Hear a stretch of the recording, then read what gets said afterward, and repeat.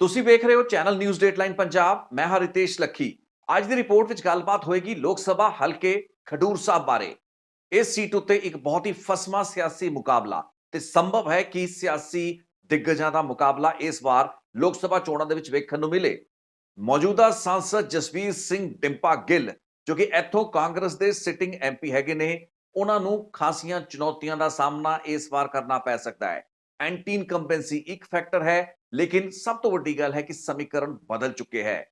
ਖਡੂਰ ਸਾਹਿਬ seat traditionally, ਰਿਵਾਇਤੀ ਤੌਰ ਤੇ ਜੇ ਆਪਾਂ ਵੇਖੀਏ, ਸ਼੍ਰੋਮਣੀ ਅਕਾਲੀ ਦਲ ਦਾ ਗੜ ਮੰਨੀ ਗਈ ਹੈ ਤੇ ਕਾਂਗਰਸ ਨੂੰ ਪਿਛਲੇ ਤਕਰੀਬਨ 60 ਸਾਲਾਂ ਦੇ ਵਿੱਚ ਮਹਿਜ਼ 2 ਵਾਰ ਜਿੱਤ ਪ੍ਰਾਪਤ ਹੋਈ ਹੈ। ਸੁਰਿੰਦਰ ਸਿੰਘ ਕੈਰੋਂ ਨੇ 1992 ਦੇ ਵਿੱਚ ਸੀਟ ਜਿਹੜੀ ਸੀ ਪਾਰਟੀ ਦੀ ਝੋਲੀ ਵਿੱਚ ਜਿੱਤ ਕੇ ਪਾਈ ਤੇ 2019 ਦੇ ਵਿੱਚ ਜਸਵੀਰ ਸਿੰਘ ਡਿੰਪਾ ਗਿੱਲ ਇੱਥੋਂ ਜਿੱਤੇ।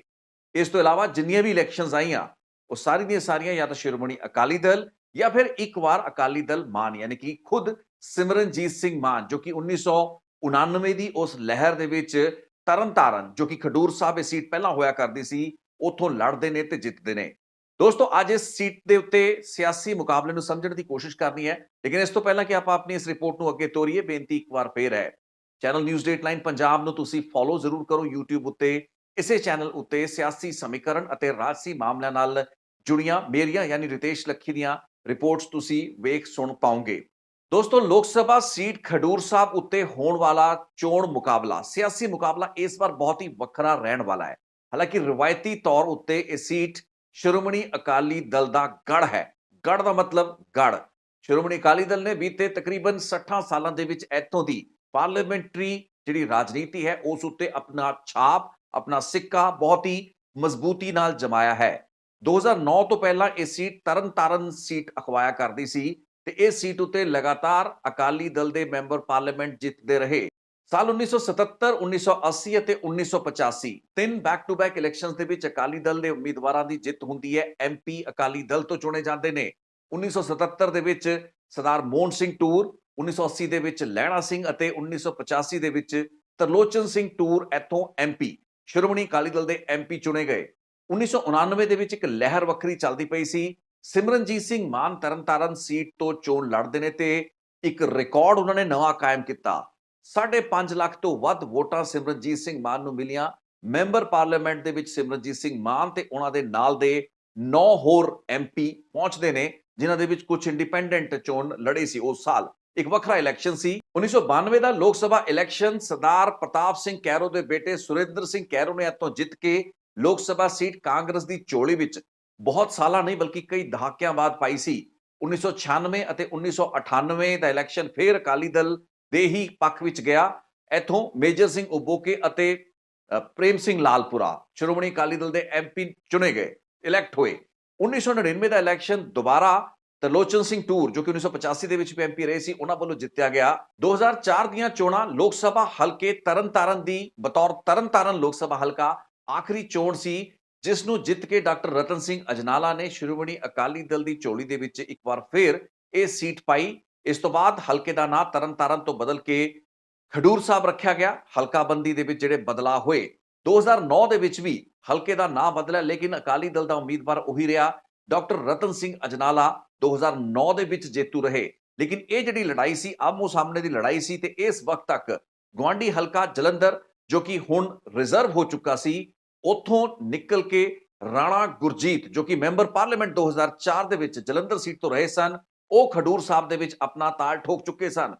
2009 ਦਾ ਚੋਣ ਮੁਕਾਬਲਾ ਸੀ ਤਾਂ ਆਮੋ ਸਾਹਮਣੇ ਦੀ ਲੜਾਈ, ਲੇਕਿਨ ਸ਼੍ਰੋਮਣੀ ਅਕਾਲੀ ਦਲ ਦਾ ਇੱਕ ਡੈਡੀਕੇਟਿਡ ਵੋਟ ਬੈਂਕ ਅਤੇ ਡਾਕਟਰ ਰਤਨ ਸਿੰਘ ਅਜਨਾਲਾ ਦੇ ਸਾਹਮਣੇ ਕਾਂਗਰਸ ਦੇ ਸਟਾਰ ਉਮੀਦਵਾਰ, ਇੱਕ ਪੋਲੀਟੀਕਲ ਹੈਵੀਵੇਟ ਰਾਣਾ ਗੁਰਜੀਤ ਨਹੀਂ ਖੜ ਪਾਏ। 2014 ਦੇ ਵਿੱਚ ਇੱਥੋਂ ਦੀ ਸਿਆਸੀ ਲੜਾਈ ਦੇ ਵਿੱਚ ਇੱਕ ਵੱਡਾ ਬਦਲਾਅ ਆਇਆ। ਸ਼੍ਰੋਮਣੀ ਅਕਾਲੀ ਦਲ ਅਤੇ ਕਾਂਗਰਸ ਦੋਹਾਂ ਨੇ ਆਪਣੇ ਉਮੀਦਵਾਰ ਬਦਲੇ। ਆਮ ਆਦਮੀ ਪਾਰਟੀ ਚੋਣ ਮੈਦਾਨ ਵਿੱਚ ਆ ਚੁੱਕੀ ਸੀ, ਹੋਂਦ ਵਿੱਚ ਆ ਚੁੱਕੀ ਸੀ। ਸੋ ਮੁਕਾਬਲੇ ਦੇ ਵਿੱਚ ਸ਼੍ਰੋਮਣੀ ਅਕਾਲੀ ਦਲ ਨੇ ਰਣਜੀਤ ਸਿੰਘ ਬ੍ਰਹਮਪੁਰਾ ਨੂੰ ਟਿਕਟ ਦਿੱਤੀ ਤੇ ਉਹ ਇੱਥੋਂ ਚੋਣ ਜਿੱਤੇ ਵੀ। ਉਹਨਾਂ ਵੱਲੋਂ ਕਾਂਗਰਸ ਵੱਲੋਂ ਇਸ ਸੀਟ ਉੱਤੇ ਖੜੇ ਕੀਤੇ ਗਏ ਹਰਮਿੰਦਰ ਗਿੱਲ ਨੂੰ ਸ਼ਿਕਸਤ ਦਿੱਤੀ ਗਈ। ਭਾਈ ਬਲਦੀਪ ਸਿੰਘ ਆਮ ਆਦਮੀ ਪਾਰਟੀ ਦੇ ਉਮੀਦਵਾਰ ਸੀ, ਜੋ ਕਿ ਤਕਰੀਬਨ 1,40,000 ਵੋਟ ਲਿਜਾਂਦੇ ਨੇ। ਸੋ ਇੱਕ ਤਰੀਕੇ ਦਾ ਟ੍ਰਾਇੰਗੂਲਰ ਕੰਟੈਸਟ 2014 ਦਾ ਇਹ ਰਿਹਾ।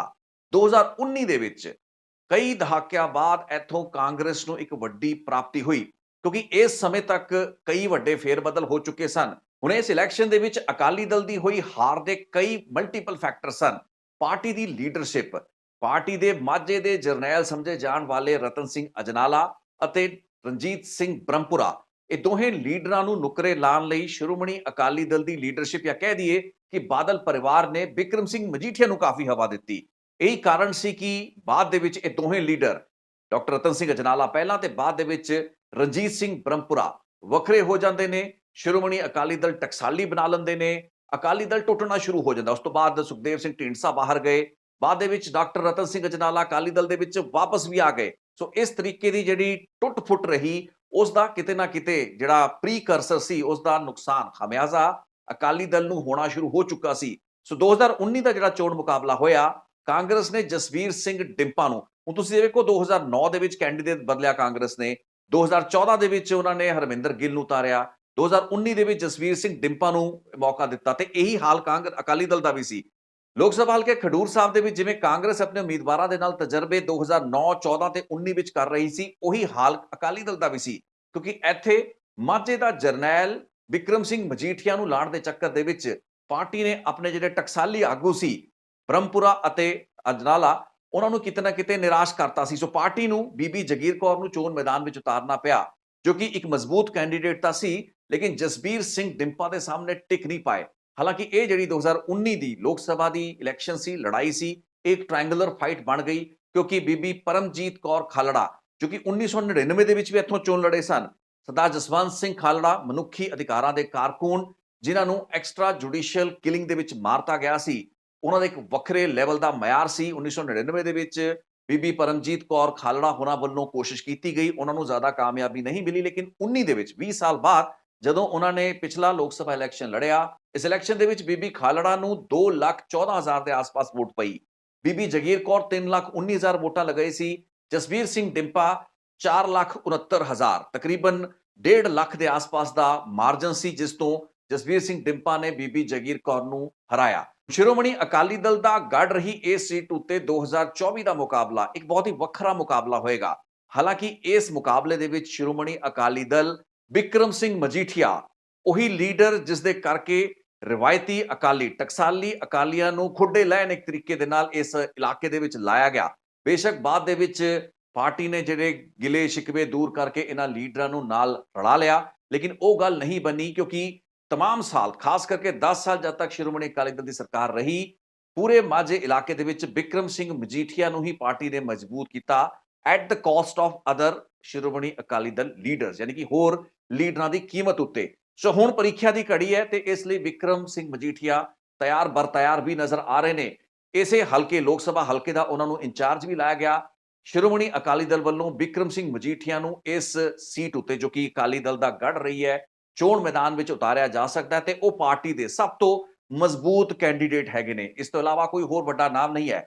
ਬੀਬੀ ਜਾਗੀਰ ਕੌਰ ਨੂੰ ਦੁਬਾਰਾ ਚਾਂਸ ਦਿੱਤਾ ਜਾ ਸਕਦਾ ਹੈ, ਲੇਕਿਨ ਉਹ ਉਸੇ ਵਕਤ ਹੋਏਗਾ ਜੇ ਬਿਕਰਮ ਸਿੰਘ ਮਜੀਠੀਆ ਇਸ ਚੋਣ ਤੋਂ ਪਿੱਛੇ ਹਟ ਜਾਂਦੇ ਨੇ, ਜਿਵੇਂ ਕਿ ਜੀਜਾ ਸੁਖਬੀਰ ਬਾਦਲ ਫਿਰੋਜ਼ਪੁਰ ਤੋਂ ਹਟੇ ਨੇ। ਲੇਕਿਨ ਇਸ ਦੀ ਸੰਭਾਵਨਾ ਘੱਟ ਹੈ। ਇਸ ਵਕਤ ਜਿਹੜੀ ਖਡੂਰ ਸਾਹਿਬ ਦੇ ਵਿੱਚ ਜ਼ਿਆਦਾ ਸੰਭਾਵਨਾ ਹੈ ਉਹ ਬਿਕਰਮ ਸਿੰਘ ਮਜੀਠੀਆ ਦੇ ਚੋਣ ਲੜਨ ਦੀ, ਤੇ ਸਭ ਤੋਂ ਮਜ਼ਬੂਤ ਉਮੀਦਵਾਰ ਦੇ ਰੂਪ ਵਿੱਚ ਆਪਣੇ ਦਾਅਵੇਦਾਰੀ ਨੂੰ ਦੁਨੀਆ ਲੋਕਾਂ ਜਾਂ ਹਲਕੇ ਦੇ ਸਾਹਮਣੇ ਰੱਖਣ ਦੀ ਜ਼ਿਆਦਾ ਹੈ।